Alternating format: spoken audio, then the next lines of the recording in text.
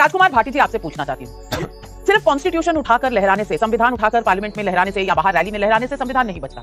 संविधान के प्रति आस्था होती है और संविधान के प्रति आस्था इस बात से साबित होती है कि आप देश की सारी संस्थाओं पर कितना विश्वास रखते हैं और देश की जनता पर कितना विश्वास रखते हैं। मैं पूछना चाहती हूं कि अमेरिका से एड लेकर जैसा वो कह रहे थे वैसा अगर भारत की विपक्ष कर रही थी, सिर्फ एक उनका उपदेश था कि भाई मोदी हटाओ, हमें लेकर आओ। मैं पूछना चाहती हूं, मोदी के खिलाफ इतना बैर, इतनी नफरत क्यों? क्या इसके लिए अमेरिका में जहां वोटर टर्नआउट घट रहा था और उसको छोड़कर अमेरिकी एजेंसी यहां पैसा दे रहे हैं, जॉर्ज सोरोस यहां पैसा दे रहे हैं, दाल में कुछ काला नहीं लगता?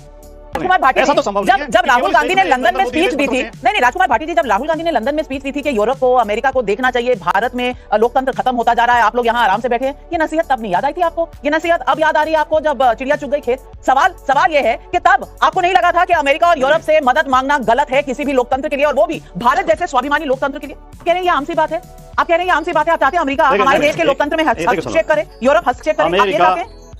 मैं एंकर नहीं, मैं एडिटर नहीं, मैं शेख नहीं हूं। मुझे अपना चैनल कैसे चलाना है एडिटोरियली, इसकी नसीहत ना आपसे चाहिए ना प्रदीप भंडारी से चाहिए। और मैं कैसे अपना एडिटोरियल, प्रदीप भंडारी जी मेरे सामने बच्चे हैं, 30 साल का अनुभव है मेरा, ठीक है? तो आप कम से कम इसकी चिंता ना करें, मैं देख लूं। चलिए शुरू करते हैं। मैं राजकुमार भाटी जी आपसे पूछना चाहती हूँ, सिर्फ कॉन्स्टिट्यूशन उठाकर लहराने से, संविधान उठाकर पार्लियामेंट में लहराने से या बाहर रैली में लहराने से संविधान नहीं बचता। संविधान के प्रति आस्था होती है और संविधान के प्रति आस्था इस बात से साबित होती है कि आप देश की सारी संस्थाओं पर कितना विश्वास रखते हैं और देश की जनता पर कितना विश्वास रखते हैं। मैं पूछना चाहती हूं कि अमेरिका से एड लेकर जैसा वो कह रहे थे वैसा अगर भारत की विपक्ष कर रही थी, सिर्फ एक उनका उपदेश था कि भाई मोदी हटाओ, हमें लेकर आओ। मैं पूछना चाहती हूं, मोदी के खिलाफ इतना बैर, इतनी नफरत क्यों?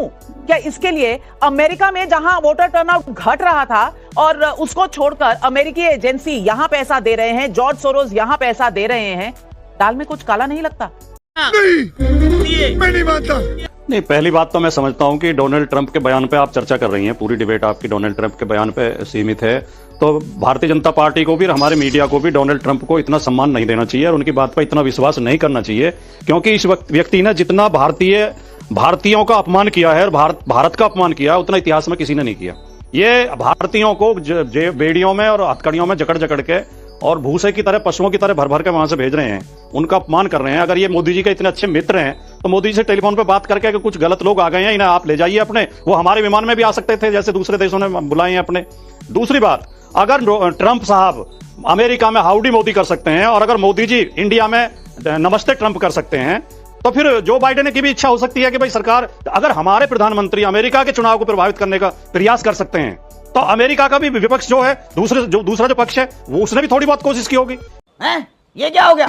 ये क्या सुन रहा हूं मैं? ये मैं समझता हूं कि अमेरिका की अंदरूनी राजनीति है, अमेरिका की अपनी राजनीति है। उस राजनीति के चक्कर में उनकी राजनीति का मोहरा बनकर हम अपने ही लोगों के खिलाफ संदेह पैदा कर रहे हैं, अपने लोगों पर आरोप लगा रहे हैं, अपने लोगों को देशद्रोही सिद्ध करने की कोशिश कर रहे हैं। ऐसा तो संभव नहीं है। जब राहुल गांधी ने लंदन में स्पीच दी थी, नहीं राजकुमार भाटी जी, जब राहुल गांधी ने लंदन में स्पीच दी थी कि यूरोप को, अमेरिका को देखना चाहिए, भारत में लोकतंत्र खत्म होता जा रहा है, आप लोग यहाँ आराम से बैठे हैं, ये नसीहत तब नहीं याद आई थी आपको?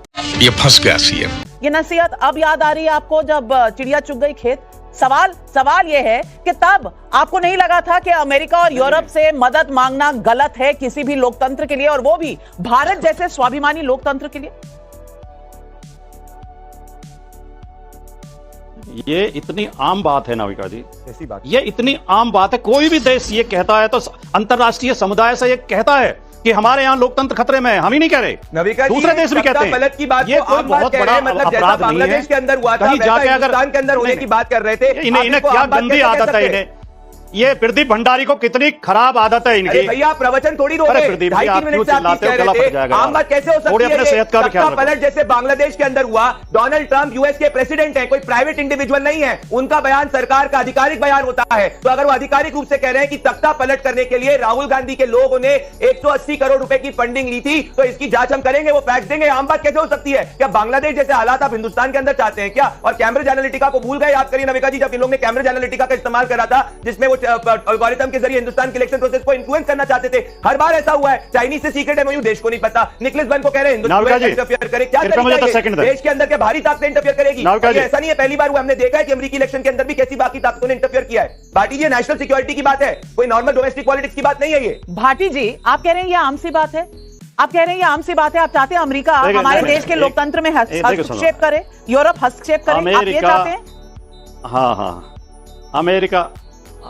अमेरिका भारत के लोकतंत्र में हस्तक्षेप कर रहा है या नहीं कर रहा, लेकिन प्रदीप भंडारी टाइम्स नाउ के एडिटोरियल में हस्तक्षेप खुल्लम खुल्ला कर रहे हैं। ऐसा लगता है कि टाइम्स नाउ का नियंत्रण प्रदीप भंडारी के हाथ में चला गया है। राजकुमार भाटी जी, मैं एंकर नहीं, मैं एडिटर नहीं, मैं शेरनी हूं।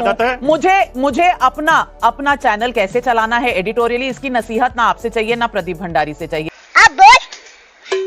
और मैं कैसे अपना एडिटोरियल, प्रदीप भंडारी जी मेरे सामने बच्चे हैं, बच्चे हैं, 30 साल का अनुभव है मेरा, ठीक है? तो आप कम से कम इसकी चिंता ना करें, मैं देख लूं, आप अपनी बात करें। नहीं, हमें चिंता करनी पड़ेगी। लोकतंत्र में मीडिया का बहुत बड़ा रोल है। अगर मीडिया को इस तरह नियंत्रित किया जाएगा, आपने एक शब्द नहीं बोला, प्रदीप भंडारी कह रहे हैं 2-2.5 मिनट से भाषण दे रहे हो, चिल्ला रहे हैं बीच में, आपकी डिबेट है। नाविका जी, आपको कंट्रोल करना पड़ेगा। आपने मेरे बीच में बोला, मैं एकदम चुप हो गया। हम आपका सम्मान करते हैं और करना चाहिए, तो आपको क्योंकि आप समय तो दे रही हूं ना, आप डिबेट के संचालन कर रही हैं। आपको काउंटर का समय दे रही हूं।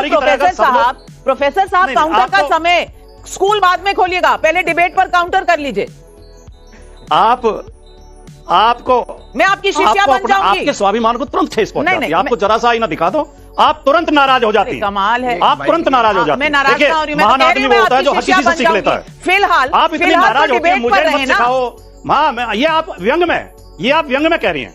आपने प्रदीप भंडारी को जरा भी नहीं टोका। आप बिल्कुल आस्था जैसे आस्थावान भक्त होते नहीं सुनते हैं, आप इनकी बेवजह की बातें सुनने की चुप बैठ जाते हैं और हमें टोकती हैं आप। हर जगह यही होना होता है जब इनके पास और ये टाइम्स नाउ चैनल के लिए करने होते तो ये मैं आपको 30 सेकंड देती हूँ। आपको कुछ कहना है तो कहिए, नहीं तो आनंद दुबे जी भी बैठे हैं, वो भी अलायंस पार्टनर है आपके, उन्हें भी कहना है कुछ, उनके पास भी जाना है मुझे। आप बोलिए ना। मुझे केवल बहुत विनम्रता के साथ इतना कहना है कि भारतीय जनता पार्टी का आईटी सेल और भारतीय जनता पार्टी का समर्थक मीडिया लगातार ये षड्यंत्र करता रहता है कि सारे विपक्षी देशद्रोही हैं, ये विदेशियों से मदद लेते हैं। मोदी ने ही सारी देशभक्ति का ठेका ले रखा है। भारतीय जनता पार्टी देशभक्त पार्टी है, जबकि अगर ईमानदारी से हम समीक्षा करें तो सबसे बड़े देशद्रोही ये बीजेपी वाले ही सिद्ध होंगे। ये हमेशा देश के खिलाफ काम करते हैं। कब हो गया ये? कब हुआ? कब?